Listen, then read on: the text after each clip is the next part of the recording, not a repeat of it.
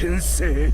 Cerita berlanjut dengan William yang menatap Jin Hyuk penuh keraguan, lalu berkata dengan suara tegas, meminta bukti bahwa pria di hadapannya benar-benar Cha Jin Hyuk. Sambil menarik napas panjang, Jin Hyuk menjawab dengan nada setengah jengkel. Hah, bukankah kau sebenarnya sudah setengah percaya? Haruskah kita benar-benar sampai sejauh ini? Tatapan William semakin tajam, penuh kewaspadaan, lalu dengan suara mantap ia menegaskan, aku ini seorang pedagang. Dan dalam dunia perdagangan, kepercayaan adalah modal utamaku. Setengah kepercayaan sama sekali tidak ada nilainya. Jin Hyuk hanya bisa mendengus kecil sambil bergumam, sungguh orang yang merepotkan. Dengan itu ia memanggil Baal, lalu memintanya untuk membuat William percaya. Sebagai gantinya Jin Hyuk menawarkan sebuah jabat tangan. Namun Baal mencibir dengan nada sinis, hanya dengan sebuah jabat tangan, siapa yang mau menjamin hal sebesar itu? Ia lalu menambahkan, kalau kau mau melakukannya 3 kali, barulah aku akan mempertimbangkannya. Jin Hyuk tanpa banyak keberatan akhirnya menyetujui syarat tersebut. Sesaat kemudian Baal menatap William dengan ekspresi serius, lalu menyatakan bahwa Jin Hyuk yang berdiri di hadapannya adalah Jin Hyuk yang asli. Bahkan Baal sampai mendesak William agar mempercayainya sepenuhnya, menaruh reputasinya sendiri sebagai jaminan. Perlahan, sebuah senyum tipis muncul di wajah William. Ia berkata dengan nada pasrah namun penuh ketulusan, sekarang aku bahkan tidak bisa lagi menyangkalnya. William pun mengulurkan tangannya lalu menambahkan, aku percaya padamu. Senang sekali bisa bertemu denganmu lagi, Ghostface. Jin Hyuk membalas dengan senyum samar. Ia pun mengulurkan tangannya dan menjawab, suatu hari nanti kita akan saling menyapa dengan nama asli kita, Gold Leech. Ketika jabat tangan itu akhirnya terjadi, aura kepercayaan dan ikatan lama seolah kembali terjalin. Jin Hyuk pun berkata dengan nada penuh perhitungan, kalau begitu, aku punya permintaan pertamaku untuk sponsorku. William menatapnya serius dan menjawab tanpa ragu, apapun akan kubeli, selama itu bisa dibayar dengan uang. Katakan saja, aku akan mendapatkannya. Dengan senyum licik, Jin Hyuk pun menegaskan permintaannya, aku butuh semua jenis senjata yang digunakan di dalam tower dan dalam jumlah yang sangat banyak. Dengan wajah kebingungan, William akhirnya tak bisa menahan diri dan berkata, lah, bukankah kau seorang spirit master? Untuk apa kau membutuhkan semua itu? Apa kau berniat membuat kerusuhan di lantai ke-10? Tanpa menjawab langsung, Jin Hyuk hanya tersenyum samar lalu menampilkan statusnya di hadapan William. Dengan nada tenang namun menusuk ia bertanya, apakah kau pernah mendengar tentang seorang All Master? Mata William membelalak, ia hampir berteriak, apa? All Master? Itu nama kelas? Dengan nada penuh kebanggaan, Jin Hyuk menjelaskan, All Master berarti seseorang yang memiliki bakat dalam segala bidang. Seseorang yang bisa beradaptasi dengan senjata baru seolah telah berlatih selama bertahun-tahun meski baru pertama kali menggenggamnya. William terdiam sejenak, membayangkan sosok Jin Hyuk di dalam pikirannya. Dengan suara lirih ia bergumam, kalau itu benar, maka Jin Hyuk yang sekarang jauh lebih berbahaya daripada dirinya di masa lalu. Mungkin saat ini dia masih sedikit lebih lemah, tapi potensinya tak seorang pun bisa menandinginya. Kalau begitu, tugasku jelas, membakar dan mengasah potensi itu. Mendadak William berteriak lantang, memanggil seseorang dari luar ruangan. Puppet, masuklah ke sini. Pintu berderit perlahan terbuka. Dengan wajah penuh kecemasan, Puppet melangkah masuk dan bertanya dengan suara pelan. Apakah kalian sudah menyelesaikan pembicaraan penting itu? Tanpa menoleh, William segera memerintah, pergilah beli semua jenis senjata yang ada di lantai ke-10. Gunakan nama pedagang lain agar tak menimbulkan kecurigaan. Lalu kemas semuanya dengan gaya VIP. Mengerti? Puppet mengangguk cepat lalu bergegas meninggalkan ruangan. Beberapa saat kemudian pintu terbuka kembali. Puppet muncul dengan langkah hati-hati membawa sebuah jas rapi di tangannya. Melihatnya, Jin Hyuk menatap dengan heran. Ia bersuara datar namun syarat keingintahuan, bukankah itu hanya sebuah setelan jas? Aku kan hanya memintamu menyiapkan senjata. Dengan senyum penuh keyakinan, William menjawab singkat. Tidak, semua yang kau minta ada di dalamnya. Jin Hyuk mengangkat alis, tatapannya tajam menusuk lalu bertanya, apa maksudmu? Semuanya benar-benar ada di dalam sini. Dengan senyum penuh keyakinan, William menjelaskan kepada Jin Hyuk bahwa setelan itu memiliki nama khusus. Ini disebut Subspace Code. Ia lalu menerangkan, setiap jahitan pada jas ini terhubung langsung ke dalam subspace. Ia mampu menyimpan benda-benda dalam jumlah setara dengan sebuah gudang raksasa. Selama item yang disimpan bukanlah makhluk hidup, maka suhu, ukuran, bahkan warnanya bisa kau sesuaikan sesuka hati. Ditambah lagi, jas ini telah ditingkatkan dengan sihir perlindungan. Segala aksesoris atau perlengkapan yang kau simpan di dalamnya akan secara otomatis mengaktifkan efek mereka. William tersenyum lebar, suaranya semakin mantap. Ini adalah salah satu item langka yang hanya ada segelintir saja di dalam tower. Jadi, pakailah dengan hati-hati. Jin Hyuk pun mengenakan jas itu, merasakan keistimewaan aura yang terpancar darinya. Ia hanya tersenyum tipis lalu berkomentar dengan nada menyindir, "Kaulah yang seharusnya berhati-hati. Karena mulai sekarang, kau harus mengurus keborosanku." Adegan pun bergeser. Terlihat Song Tae bersama rekan-rekannya yang baru saja menaklukkan bos monster di lantai 10. Salah satu temannya menghela napas lega lalu berkata, "Aku gagal menyelesaikan tantangan party. Tapi aku masih bertahan berkat item pendukungmu, Song Tae." Teman yang lain langsung menimpali dengan nada penuh rasa ingin tahu, "Tapi bukankah kau sudah menghabiskan seluruh kekayaanmu di trail lantai 10? Bagaimana caramu melanjutkan pendakian di tower sekarang?" Dengan tawa percaya diri, Song Tae menjawab, "Tenang saja, ada cabang White Swallow di lantai ke-10. Dan kalau kalian berhadapan dengan bosnya, kalian pasti akan mendapat jauh lebih banyak keuntungan." Namun tawa itu segera meredup.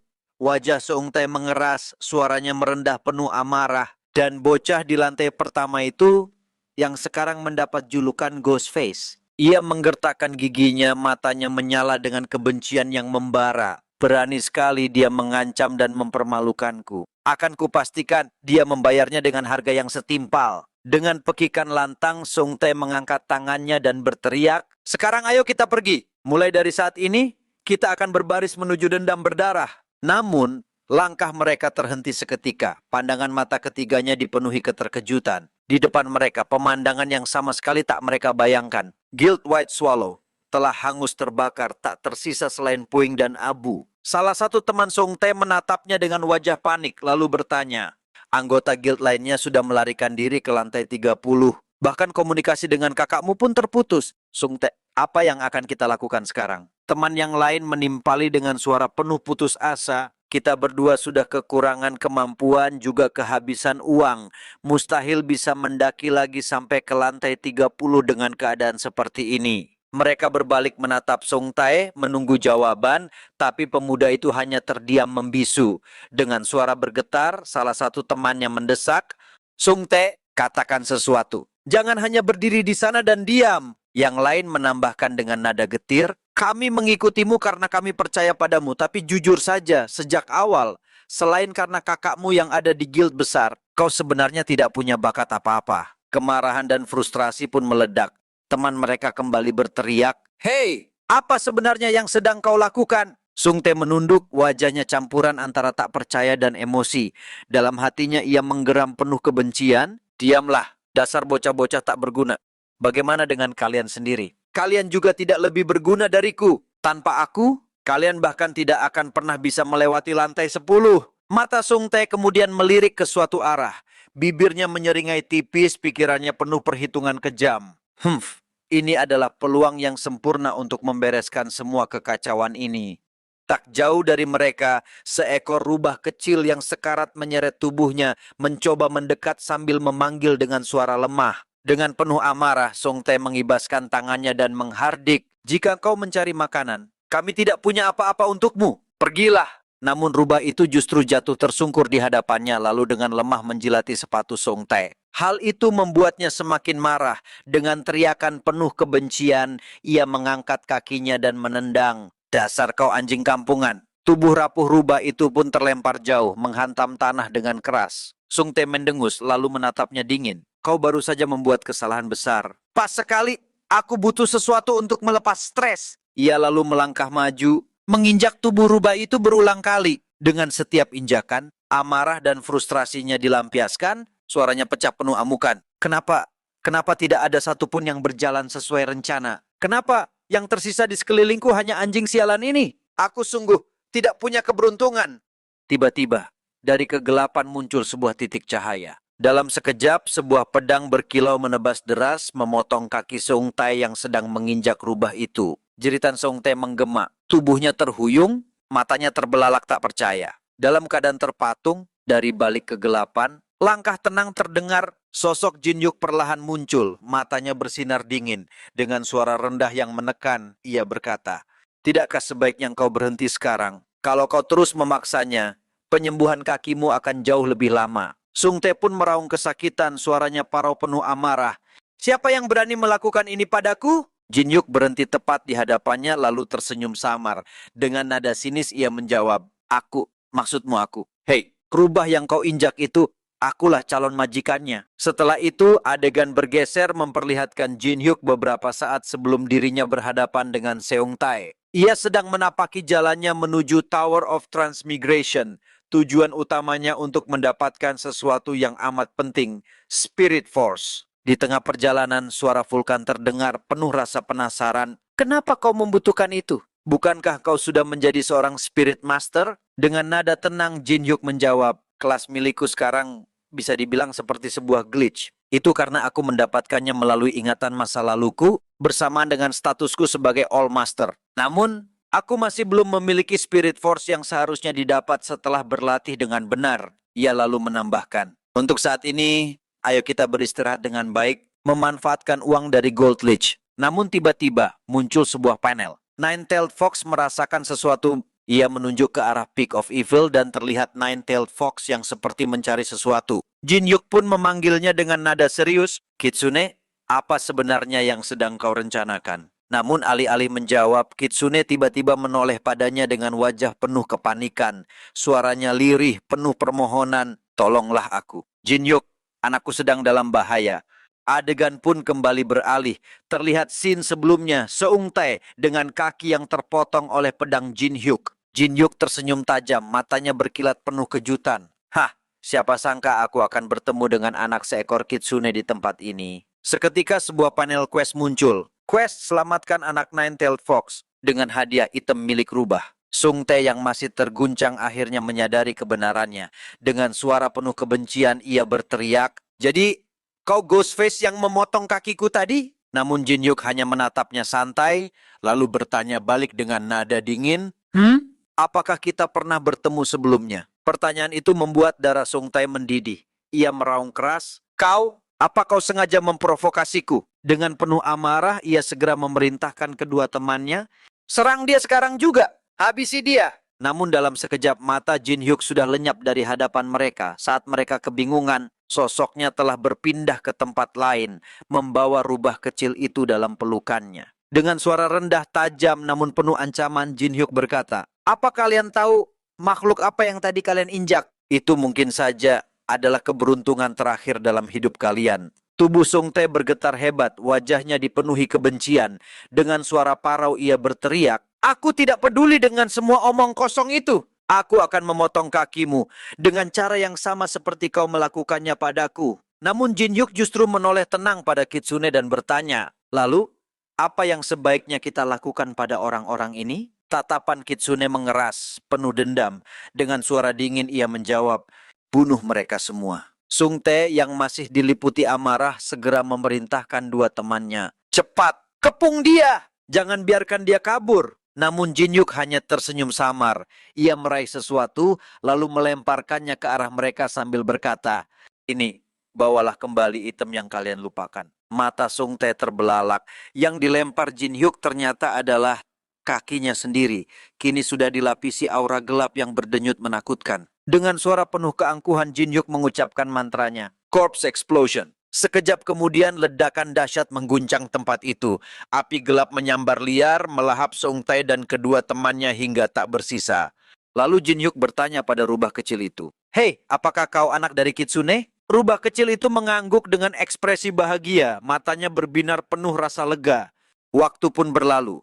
Kini Jin Hyuk bersama rombongannya telah sampai di sebuah penginapan. Suara Vulkan terdengar memecah keheningan. "Lalu, apa yang sebaiknya kita lakukan pada rubah kecil ini terlebih dahulu?" Jin Hyuk menatapnya serius lalu menjawab, "Pertama-tama, kita harus memberinya nama. Agak aneh kalau kita terus-menerus memanggilnya anak Kitsune." Ia berpikir sejenak lalu berkata, "Bagaimana kalau kita gunakan nama rubah Jepang, Kitsune, dan disingkat menjadi Kitsu?" Namun seketika wajah rubah kecil itu berubah terkejut, telinganya menegang, ekspresi jelas menunjukkan protes. Lalu Vulkan berkata, tampaknya rubah kecil itu bertekad menghajarmu mulai dari kepalamu saat ia sudah cukup besar nanti. Kitsune sang induk rubah bahkan mengangguk dengan intens. Jin Hyuk hanya menghela napas lalu berkata, baiklah, kalau begitu, apakah kau punya ide yang lebih baik? Dengan senyum penuh percaya diri Vulkan menjawab, biarkan aku tunjukkan kemampuan orang berpengalaman dalam memberi nama. Ia lalu mengangkat tangannya, matanya berbinar semangat. Karakter untuk rubah digabungkan dengan karakter untuk cahaya, melambangkan pertumbuhan yang bercahaya. Bagaimana kalau orang karena terdengar mirip dengan harimau? Namun setelah mendengar usulan nama dari Vulkan, baik Jin Hyuk maupun yang lain hanya menatapnya dengan ekspresi aneh. Keheningan yang canggung pun tercipta. Merasa kesal, Vulkan akhirnya berteriak, kalau memang tidak suka, bilang saja. Jangan menatapku seperti itu. Jin Hyuk lalu mengusulkan, kalau begitu, bagaimana kalau kita memberinya nama Imiho, yang artinya rubah berekor dua? Kita singkat saja jadi Miho, agar mudah disebut. Mendengar itu, Vulkan mendengus sambil menyeringai, rubah rewel ini jelas tidak akan senang dengan nama sesederhana itu. Namun yang terjadi justru kebalikannya. Tiba-tiba, rubah kecil itu melompat kecil dengan wajah berseri-seri, tertawa gembira setelah mendengar nama yang diberikan Jin Hyuk. Melihatnya, Jin Hyuk mengangkat alis lalu bertanya, apa dia benar-benar terlihat senang dengan namanya? Tak lama kemudian sebuah panel muncul di hadapan mereka. Sebagian quest selesai, Anda telah menyelamatkan anak sang kitsune, yaitu Miho. Hadiah akan diberikan. Di saat itu juga sebuah hadiah mengapung ke arah Jin Hyuk. Saat melihatnya, mata Jin Hyuk membesar tak percaya. Tangannya gemetar ketika meraih benda tersebut. Itu adalah sebuah topeng rubah. Keterangan menyatakan saat dikenakan, pengguna dapat meminjam kekuatan rubah. Kekuatan topeng akan tumbuh seiring bertambahnya kekuatan pemiliknya. Jin Hyuk menatap topeng itu dengan sorot tajam lalu bergumam, kelihatannya item ini mirip dengan topeng milik Oni Tribe. Kalau tebakanku benar, kekuatan utamanya adalah charm. Tidak ada teknik yang lebih efektif daripada ini. Untuk menaklukkan lawan, bahkan tanpa harus menyentuhnya. Namun sebelum ia sempat lebih jauh merenungkan item tersebut, suara Kitsune terdengar mengingatkan, Jin Hyuk, ingatlah, masih ada quest yang tersisa. Dan kau juga harus memulihkan vitalitasnya terlebih dahulu. Jin Hyuk mengerutkan kening lalu bertanya, vitalitas? Apa yang harus kulakukan untuk itu? Panel baru pun muncul. Quest babak 2. Untuk memulihkan kekuatan Miho, Anda harus memberinya makan 999 hati segar. Kemajuan 0 banding 999 hadiah. Lebih dekat dengan Nine-Tailed Fox. Membacanya, Vulkan langsung melotot sambil mengumpat. 999 hati, Jin Hyuk hanya bisa menghela napas panjang, wajahnya kaku, dan yang lebih gila lagi, harus hati yang segar. Itu artinya aku harus memburunya sendiri satu persatu. Sambil menatap topeng rubah yang kini berada di genggamannya, Jin Hyuk bergumam pelan, seolah berbicara kepada dirinya sendiri. Ya, anggap saja itu sebagai harga untuk topeng ini. Kurasa aku memang tidak punya pilihan lain. Lalu ia mengangkat kepalanya menatap Kitsune dengan senyum samar yang penuh arti. Seharusnya ada keuntungan besar dari menjadi lebih dekat dengan Nine-Tailed Fox. Bukan begitu? Kuharap kau juga menantikannya, Kitsune. Tiba-tiba sebuah panel muncul menampilkan kalimat singkat. Kitsune meminta Anda untuk jangan menanyakan hal yang sudah pasti. Beberapa saat kemudian, Vulkan membuka mulut memecah keheningan. Jin Hyuk, aku izin sebentar. Ada sesuatu yang perlu kulakukan. Jin Hyuk hanya melirik sekilas, lalu menjawab tenang. Baiklah, kalau begitu, pergilah. Saat fajar tiba, aku sendiri akan menuju Tower of Job Change. Vulkan mengangguk, lalu tubuhnya melesat bagai cahaya menghilang entah kemana. Dalam perjalanan, ia bergumam lirih. Sudah kuduga. Saat aku memanjat tower ini seorang diri, dunia yang kulihat terasa begitu berbeda. Namun, langkahnya tiba-tiba terhenti. Sebuah sensasi kuat menghantam tubuhnya, membuat napasnya tercekat. Dengan kening berkerut, Vulkan berbisik dalam hati, sensasi ini tidak mungkin. Dari balik kegelapan menara, sosok itu muncul. Seorang pria dengan aura yang menekan, tanduk tajam menjulang, dan aliran mana yang begitu padat hingga membuat udara bergetar. Tanpa ragu Vulkan mengenalinya, Dragon Tribe. Napas makhluk itu berat, namun setiap embusan terasa seperti petir yang mengguncang. Lalu dari mulutnya keluar kata-kata penuh kebencian. Aku ingin membunuh seluruh Dragon Tribe. sampai tidak ada yang tersisa. Mata Vulkan melebar, pikirannya berputar cepat. Apa orang ini benar-benar ingin membantai rasnya sendiri? Dalam narasinya, Vulkan menjelaskan, Dragon Tribe, mereka adalah ras yang menjunjung tinggi rasa bangga. Kesombongan mereka hampir menyerupai narsisisme, menempatkan kejayaan ras sendiri di atas segalanya. Di antara semua ras, tidak ada yang memiliki kebanggaan setinggi mereka. Dan seseorang yang berani melontarkan kata-kata itu pasti tidak akan mengampuni siapapun. Bahkan bila darah yang mengalir adalah darah yang sama, peluh dingin menetes di pelipisnya. Dengan wajah panik, Vulkan menegaskan dalam hatinya, sial, ini berarti Dragon Tribe tidak lama lagi akan menyerbu lantai 10 tower. Cerita berlanjut dengan William yang menatap Jin Hyuk penuh keraguan, lalu berkata dengan suara tegas, meminta bukti bahwa pria di hadapannya benar-benar Cha Jin Hyuk.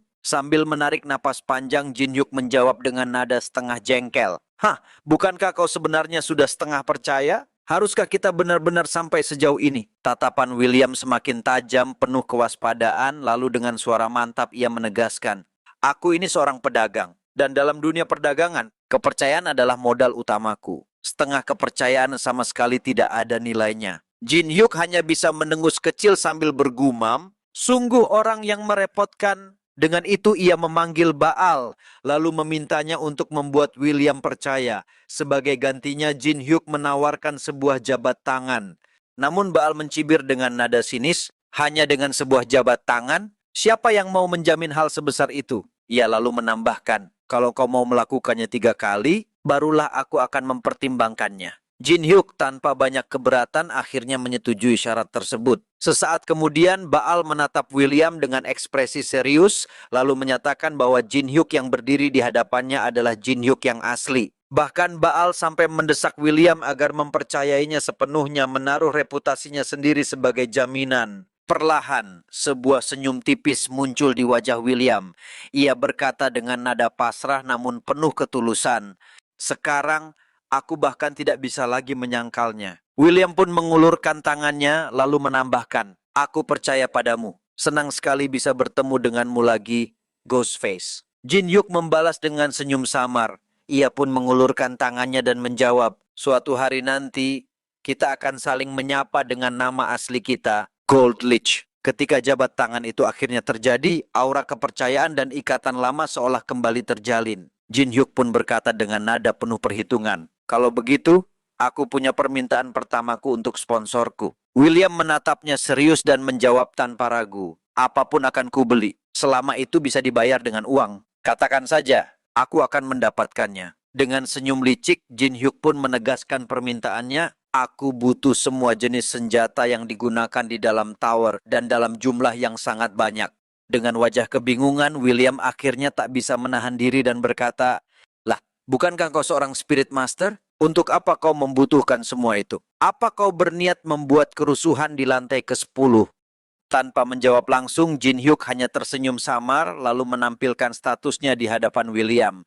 Dengan nada tenang namun menusuk ia bertanya, apakah kau pernah mendengar tentang seorang All Master?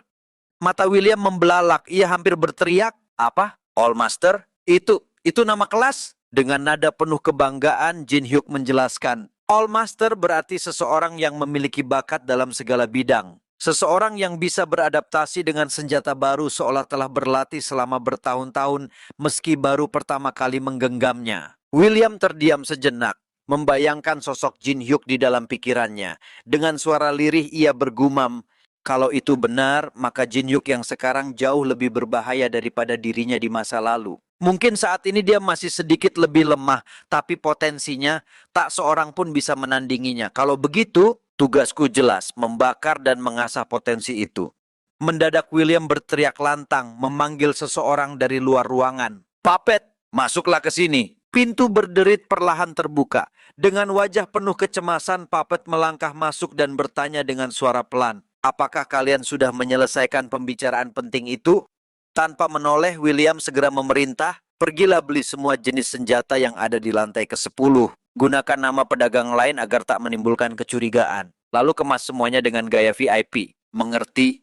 Puppet mengangguk cepat lalu bergegas meninggalkan ruangan. Beberapa saat kemudian pintu terbuka kembali. Puppet muncul dengan langkah hati-hati membawa sebuah jas rapi di tangannya. Melihatnya, Jin Hyuk menatap dengan heran. Ia bersuara datar namun syarat keingintahuan. Bukankah itu hanya sebuah setelan jas? Aku kan hanya memintamu menyiapkan senjata. Dengan senyum penuh keyakinan, William menjawab singkat. Tidak, semua yang kau minta ada di dalamnya. Jin Hyuk mengangkat alis, tatapannya tajam menusuk lalu bertanya, apa maksudmu? Semuanya benar-benar ada di dalam sini. Dengan senyum penuh keyakinan, William menjelaskan kepada Jin Hyuk bahwa setelan itu memiliki nama khusus. Ini disebut Subspace Code. Ia lalu menerangkan, setiap jahitan pada jas ini terhubung langsung ke dalam subspace. Ia mampu menyimpan benda-benda dalam jumlah setara dengan sebuah gudang raksasa. Selama item yang disimpan bukanlah makhluk hidup, maka suhu, ukuran, bahkan warnanya bisa kau sesuaikan sesuka hati. Ditambah lagi, jas ini telah ditingkatkan dengan sihir perlindungan. Segala aksesoris atau perlengkapan yang kau simpan di dalamnya akan secara otomatis mengaktifkan efek mereka. William tersenyum lebar, suaranya semakin mantap. Ini adalah salah satu item langka yang hanya ada segelintir saja di dalam tower. Jadi, pakailah dengan hati-hati. Jin Hyuk pun mengenakan jas itu, merasakan keistimewaan aura yang terpancar darinya. Ia hanya tersenyum tipis lalu berkomentar dengan nada menyindir, kaulah yang seharusnya berhati-hati. Karena mulai sekarang, kau harus mengurus keborosanku. Adegan pun bergeser. Terlihat Song Tae bersama rekan-rekannya yang baru saja menaklukkan bos monster di lantai 10. Salah satu temannya menghela napas lega lalu berkata, aku gagal menyelesaikan tantangan party. Tapi aku masih bertahan berkat item pendukungmu, Song Tae. Teman yang lain langsung menimpali dengan nada penuh rasa ingin tahu. Tapi bukankah kau sudah menghabiskan seluruh kekayaanmu di trail lantai 10? Bagaimana caramu melanjutkan pendakian di tower sekarang? Dengan tawa percaya diri, Song Tae menjawab, tenang saja. Ada cabang White Swallow di lantai ke-10. Dan kalau kalian berhadapan dengan bosnya, kalian pasti akan mendapat jauh lebih banyak keuntungan. Namun tawa itu segera meredup. Wajah Song Tae mengeras, suaranya merendah penuh amarah. Dan bocah di lantai pertama itu, yang sekarang mendapat julukan Ghost Face. Ia menggertakkan giginya, matanya menyala dengan kebencian yang membara. Berani sekali dia mengancam dan mempermalukanku. Akan kupastikan dia membayarnya dengan harga yang setimpal. Dengan pekikan lantang, Song Tae mengangkat tangannya dan berteriak, sekarang ayo kita pergi. Mulai dari saat ini, kita akan berbaris menuju dendam berdarah. Namun, langkah mereka terhenti seketika. Pandangan mata ketiganya dipenuhi keterkejutan. Di depan mereka, pemandangan yang sama sekali tak mereka bayangkan. Guild White Swallow telah hangus terbakar, tak tersisa selain puing dan abu. Salah satu teman Song Tae menatapnya dengan wajah panik, lalu bertanya, anggota guild lainnya sudah melarikan diri ke lantai 30. Bahkan komunikasi dengan kakakmu pun terputus. Song Tae, apa yang akan kita lakukan sekarang? Teman yang lain menimpali dengan suara penuh putus asa. Kita berdua sudah kekurangan kemampuan, juga kehabisan uang. Mustahil bisa mendaki lagi sampai ke lantai 30 dengan keadaan seperti ini. Mereka berbalik menatap Song Tae, menunggu jawaban, tapi pemuda itu hanya terdiam membisu. Dengan suara bergetar, salah satu temannya mendesak, Song Tae, katakan sesuatu. Jangan hanya berdiri di sana dan diam. Yang lain menambahkan dengan nada getir, kami mengikutimu karena kami percaya padamu, tapi jujur saja, sejak awal, selain karena kakakmu yang ada di guild besar, kau sebenarnya tidak punya bakat apa-apa. Kemarahan dan frustrasi pun meledak. Teman mereka kembali berteriak, hei, apa sebenarnya yang sedang kau lakukan? Song Tae menunduk, wajahnya campuran antara tak percaya dan emosi. Dalam hatinya ia menggeram penuh kebencian, diamlah, dasar bocah-bocah tak berguna. Bagaimana dengan kalian sendiri? Kalian juga tidak lebih berguna dariku. Tanpa aku, kalian bahkan tidak akan pernah bisa melewati lantai 10. Mata Song Tae kemudian melirik ke suatu arah. Bibirnya menyeringai tipis, pikirannya penuh perhitungan kejam. Ini adalah peluang yang sempurna untuk membereskan semua kekacauan ini. Tak jauh dari mereka, seekor rubah kecil yang sekarat menyeret tubuhnya, mencoba mendekat sambil memanggil dengan suara lemah. Dengan penuh amarah, Song Tae mengibaskan tangannya dan menghardik, jika kau mencari makanan, kami tidak punya apa-apa untukmu. Pergilah. Namun rubah itu justru jatuh tersungkur di hadapannya, lalu dengan lemah menjilati sepatu Song Tae. Hal itu membuatnya semakin marah. Dengan teriakan penuh kebencian, ia mengangkat kakinya dan menendang. Dasar kau anjing kampungan. Tubuh rapuh rubah itu pun terlempar jauh, menghantam tanah dengan keras. Sung Te mendengus, lalu menatapnya dingin. Kau baru saja membuat kesalahan besar. Pas sekali, aku butuh sesuatu untuk melepas stres. Ia lalu melangkah maju, menginjak tubuh rubah itu berulang kali. Dengan setiap injakan, amarah dan frustrasinya dilampiaskan, suaranya pecah penuh amukan. Kenapa tidak ada satupun yang berjalan sesuai rencana? Kenapa yang tersisa di sekelilingku hanya anjing sialan ini? Aku sungguh tidak punya keberuntungan. Tiba-tiba, dari kegelapan muncul sebuah titik cahaya. Dalam sekejap, sebuah pedang berkilau menebas deras, memotong kaki Sung Tae yang sedang menginjak rubah itu. Jeritan Sung Tae menggema. Tubuhnya terhuyung, matanya terbelalak tak percaya. Dalam keadaan terpatung, dari balik kegelapan, langkah tenang terdengar. Sosok Jin Hyuk perlahan muncul, matanya bersinar dingin. Dengan suara rendah yang menekan, ia berkata, "Tidakkah sebaiknya engkau berhenti sekarang? Kalau kau terus memaksanya, penyembuhan kakimu akan jauh lebih lama." Sung Tae pun meraung kesakitan, suaranya parau penuh amarah. "Siapa yang berani melakukan ini padaku?" Jin Hyuk berhenti tepat di hadapannya lalu tersenyum samar. Dengan nada sinis ia menjawab, "Aku, maksudmu aku. Hei, rubah yang kau injak itu, akulah calon majikannya."